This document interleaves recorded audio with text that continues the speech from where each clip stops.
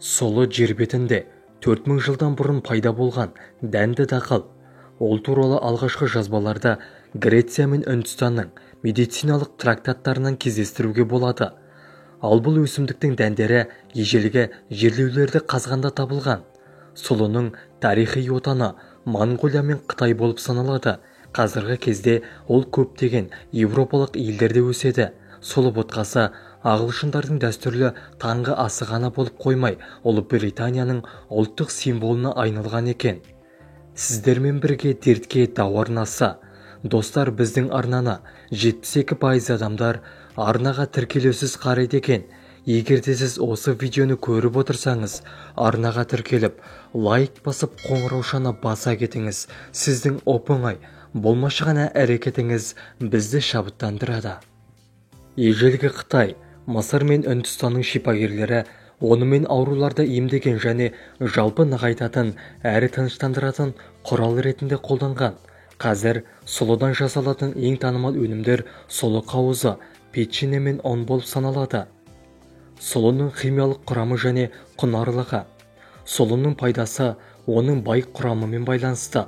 Бұл дақылда салмақты қалыптандыратын, қандағы холестерин құрамын қажетті деңгейде ұстап тұратын, тамырларды атеросклерозды түйіндерден тазалайтын көптеген пайдалы заттектер бар. Бұлар В, Еф, А, Е крахмал, көмірсулар, ақуыздар, майлар, ферменттер, амин қышқылдары, минералды тұздар, эфир майы және қант бар. Сонымен қатар микроэлементтердің бірегей жиынтығында атап өткен жөн: хром, цинк, кремний, калий, мыс, селен, бор, вольфрам, йод, қалайы, титан, стронций, цирконий және марганец. Бірақ бәрінен де сұлының құрамында аз қорытуды және зат алмасуға қатысатын пантонетті қышқыл көп. Бұл дақыл диеталық өнім болып саналғанымен айтарлықтай құнарлы. 100 грамм өнімде 300 кал бар. Сұлы дәнінің құрамы: крахмал 60%-ға дейін, ақуыз 14%-ға дейін, майлар 9%-ға дейін. Сұлының пайдалы қасиеттері: сұлы бүкіл ағзаны жалпы нығайтатын қасиетке ие. Оның құрамында дәрумендер мен минералдардың үлкен тобы бар. А, Е дәрумендері шаш пен тырнақтың өсуіне, саулығына, терінің серпімділігіне пайдалы болса, В, Еф дәрумендері жүйке жүйесінің дұрыс жұмыс істеуіне әсер береді.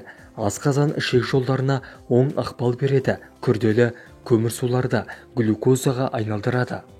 Қан құрамындағы қант деңгейін азайтады. Сондықтан сұлыны қант диабетіне шалдыққан адамдардың тұтынғаны жөн. Сұлының пайдалы қасиеттерінің бірі ол организмдегі артық сұйықтықты шығарады. Ісінулермен қоса зиянды заттарды да шығарады. Бұл жағынан сұлыны ұзақ медикаментозды емнен кейін пайдаланған жақсы. Сонымен қатар ол несеп тас аурумен күресуге көмектеседі. Холестеринді түсіруге әсер береді. Сұлы асқазан ішек жолының қызметіне оң әсер береді, тыныштандырады. Бүкіл ас қорыту жүйесін қалыпқа келтіреді. Сұлының ішекке пайдасы ол іш қатумен күреседі. Жүйке жүйесін нығайтады, күйзеліс кезінде көмектеседі. Сұлының суы мен тұнбасы ыстықты түсіретін, терлететін қасиетке де ие. Сұлы бауырға өте пайдалы. Белгілі болғандай, бауыр біздің қан түзу мүшеміз. Онда бүкіл токсиндер мен шлактар жиналады. Бауырымызды тазалай отырып, біз ағзамызға жаңа күш береміз. Сұлы ағзаның ауруға төтеп беру қабілетін арттыра түседі. Жөтелді өте жақсы емдейді және қалқанша безге өте пайдалы. Сұлы дәндерінде құрамы бойынша бұлшықет ақуыздарына жақын амин қышқылдар мол болады. Тұмауға қарсы сұлыны қалай қолданамыз? 1 стақан сұлы дәндерін алып, оны жуып, оған 1 литр су құю керек. Түнге қалдырып, таңертең бастапқы кездегі сұйықтықтың жартысын қалғанша оны отқа қоямыз. Сүзіп, дайын қайнатпаны 1 күнде жылы күйінде ішу керек. Сонымен қоса 2 стақан айранды алдын ала үгітіліп, араластырған 5 дана сарымсақпен күні бойы ішеміз.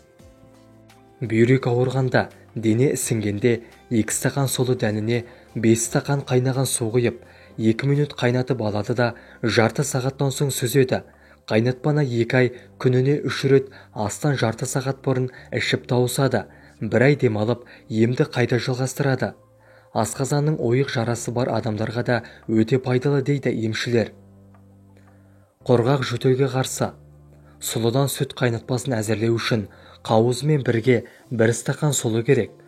Оны алдын ала жуып, кастрөлдің үстіне 1 литр сүт қоямыз.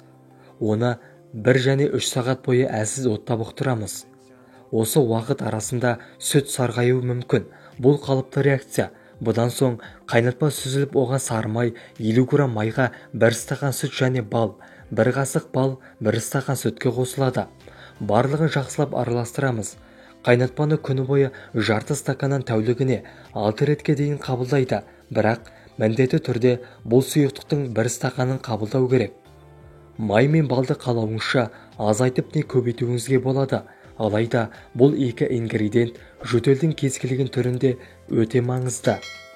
Ем болсын, видеоны жақындарыңызбен және достарыңызбен бөлісіңіз.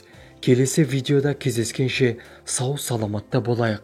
Ауырмаңыздар, дендеріңіз сау болсын.